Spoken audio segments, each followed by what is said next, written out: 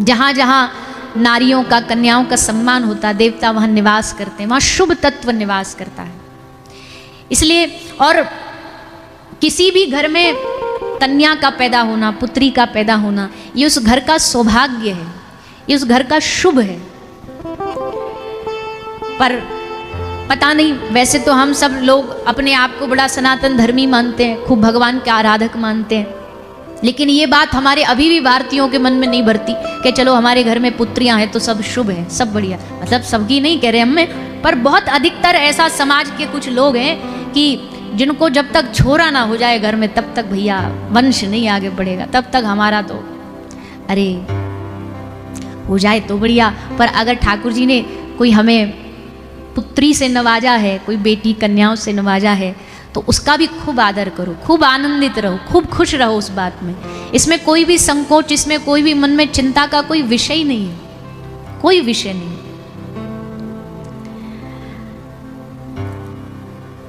हमारे यजमान जी को देखो, 3 लालियां हैं, कितना सब काम संभाल रखा है।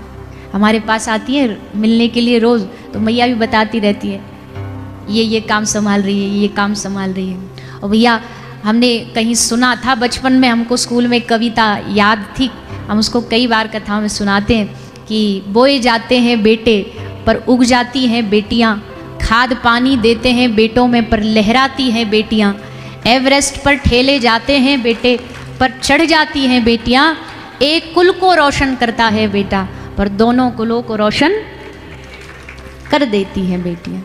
तो कोई बेटा मुंह ना फुला लेना, तो बेटा ना बुरा मानना, मतलब आप भी कुल दीपक हो, कुल को आगे बढ़ाने वाले हो। पर भैया ये समाज को, भारतीय समाज को थोड़ा समझने की आवश्यकता है। कोई भेद नहीं है, कोई अंतर नहीं है, कोई भेद नहीं है। देवकी मैया ने कंस को समझाया, तुमने हमारे पुत्रों को मारा, 6 बालकों का वध कर दिया तुमने, पर हे भैया ये तो कन्या है, इस पे तो थोड़ी दया करो, इसको तो बख्श दो, ये बेचारी कन्या तुम्हारा क्या बिगाड़ेगी। कंस बोला ये कन्या वन्या नहीं है, तुमको नहीं पता ये नारायण बड़ा चतुर चालाक है। तुमने नहीं सुनी कहानी, अमृत मंथन पर ये मोहिनी बन करके आ गया था, किसी को थोड़ी ना पता चला कि ये नारी है कि नर है। कब ये नर नारी बन के आ जाए कोई भरोसा है? हमको तो पक्का कंफर्म है।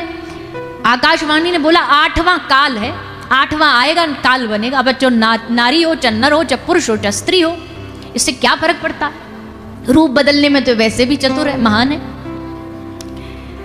रोज रूप बदलवा लो, रोज नया नया स्वरूप धारण करा लो। ठाकुर जी को स्वरूप बदलने में बड़ा आनंद आता है। हमारे ब्रज की जो सेवा की परंपरा है ना, उसमें भी ठाकुर जी रोज रूप बदलते हैं। कभी मनिहारी बन गए, कभी स्वर्ण बेचने वाली बन गए, कभी दूध बेचने वाली बन के बरसाना चले गए। और ब्रज में एक परंपरा, एक लीला तो बहुत ही ज़्यादा चलती है। क्या सखियां रस को बढ़ाने के लिए कभी श्यामाजू को लालजू बना देती हैं और लालजू को श्री किशोरी जी बना देती हैं। काले बन गए श्यामाजू और गौरांगी श्री किशोरी जी बन गई श्याम सुंदर।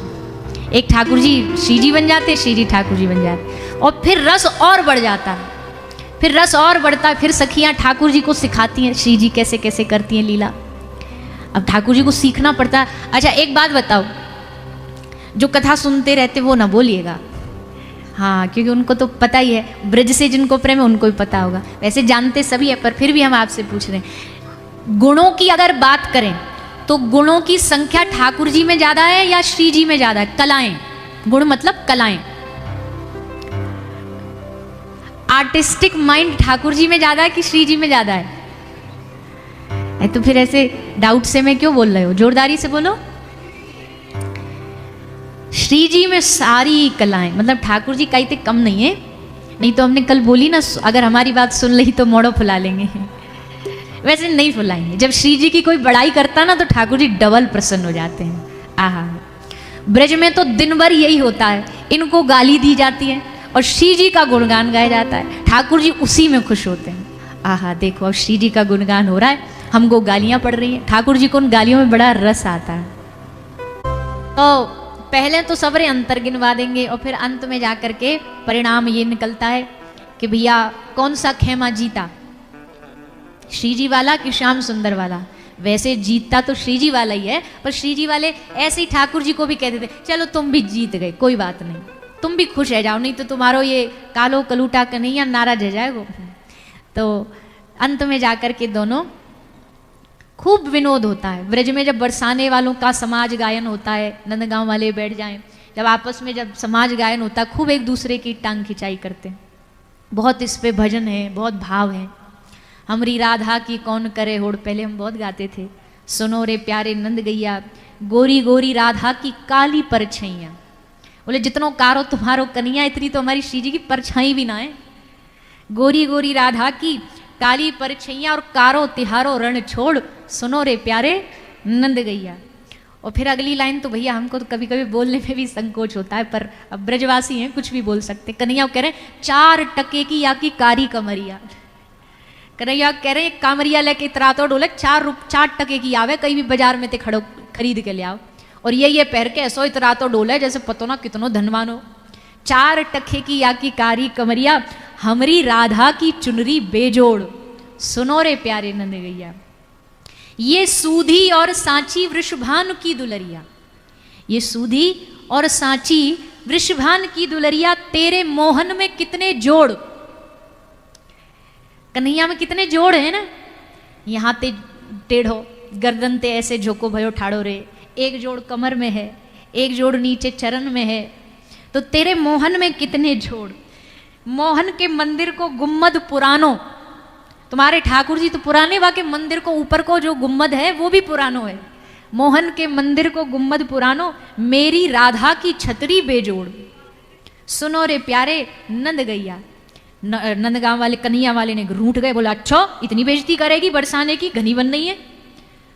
तो बरसाने की गोपी बोली देखो ना मानो और अकड़ दिखाओ, ना मानो और अकड़ दिखाओ तो दूंगी मैं भंडा फोड़, सुनो रे प्यारे नंद गैया। तुम्हारो सबरो बंडा फोड़ दूंगी। यहाँ पे जो भी नेकाद गुण आए ना वो हमारी श्री जी ते ही आए।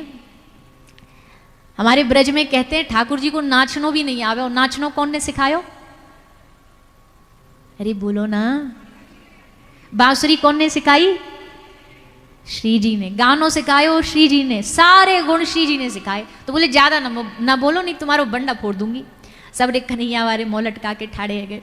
अंत में कहते हैं नारायण की छवि यूं ठिठाई, हम लागू तिहारे ढोक। बोले हमने ठाकुर जी की छवि ठिठाई, उनके संग मजाक करो तो हम माफी मांगते हैं, हम लागू तिहारी ढोक, सुनो रे प्यारे नंद गैया। तो भैया ब्रज में ऐसो रस चले, ऐसो आनंद चले। रस बढ़ाने के लिए ये भाव होता है कि ठाकुर जी और श्री जी में किसका भाव बढ़ा। तो कृष्ण नाम टेढ़ा मेढ़ा, सीधा नाम राधे। राधा नाम एकदम सीधा, जैसी श्री जी सूधी है वैसी उनको नाम भी सीधो है। कन्हैया के काम भी टेढ़े, नाम भी टेढ़ो है।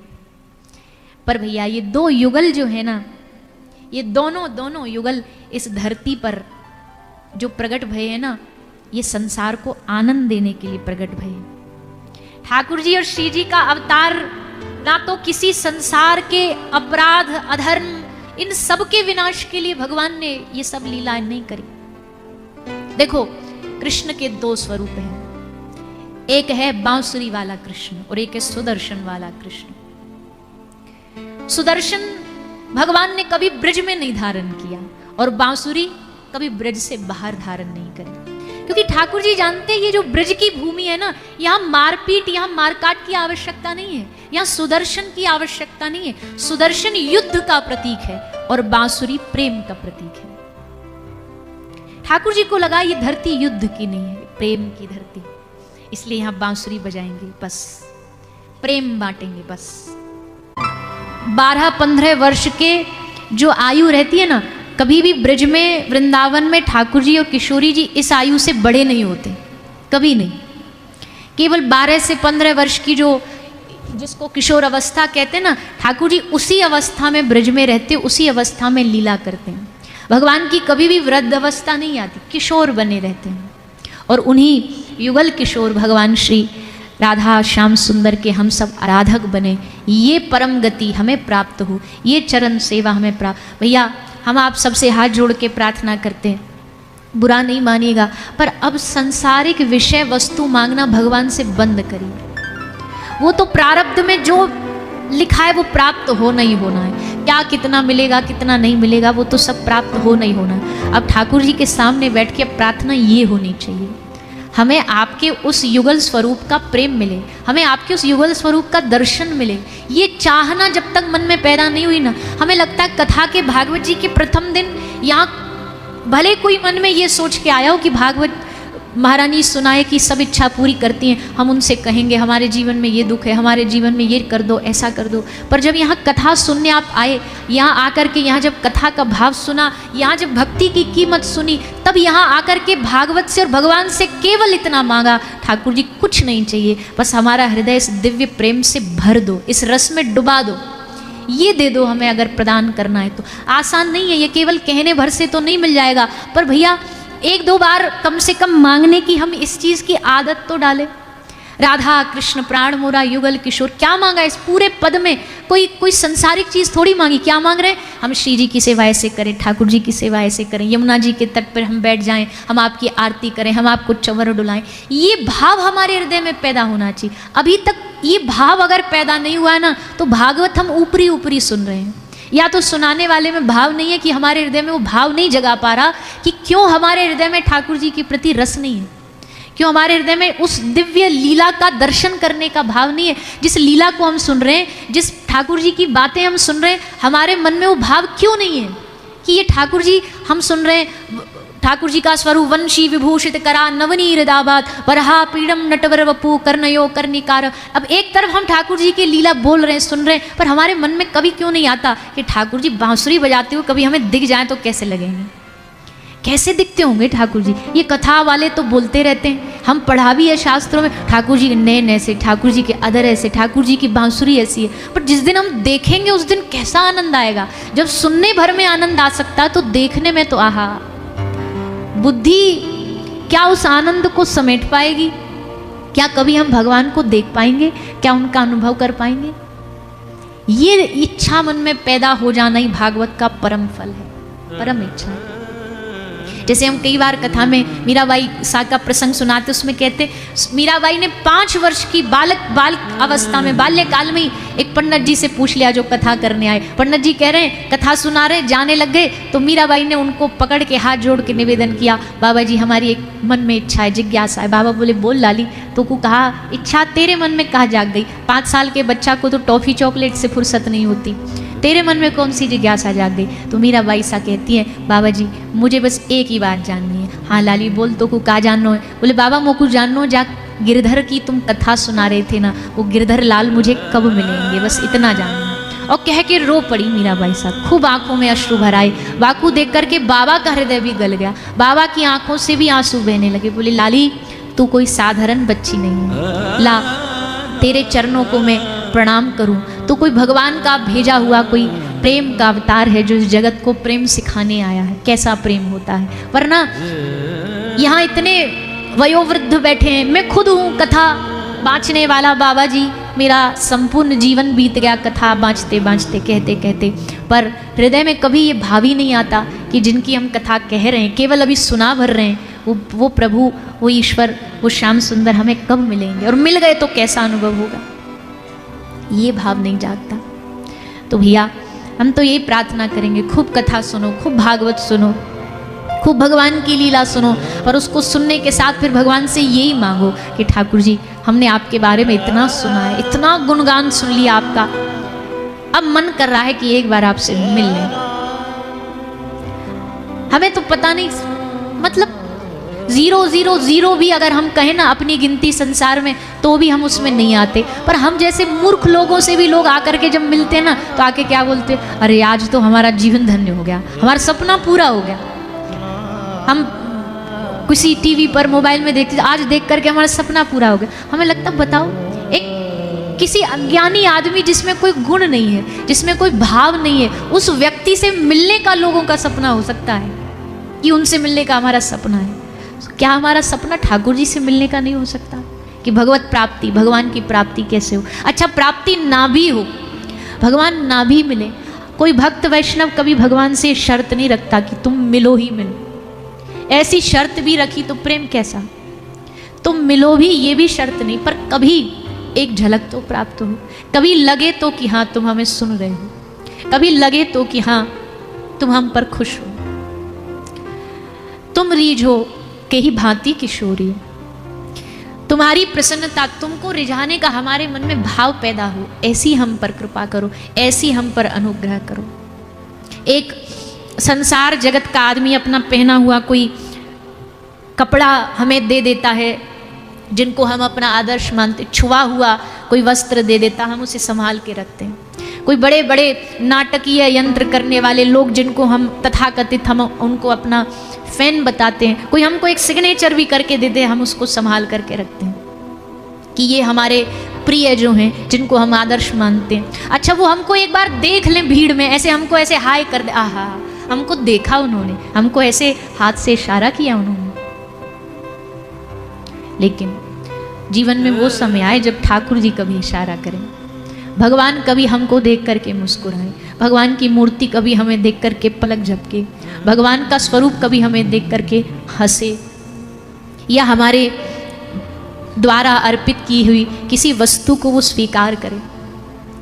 ये भाव हमारे हृदय में पैदा होना चाहिए। कभी एक झलक ही प्राप्त हो जाए, बस किसी रूप में प्राप्त हो जाए। जिसकी आंखें नहीं हैं वो सूर गाते हैं कि मेरी अखियां, मेरे नेत्र प्यासे हैं, किसके लिए?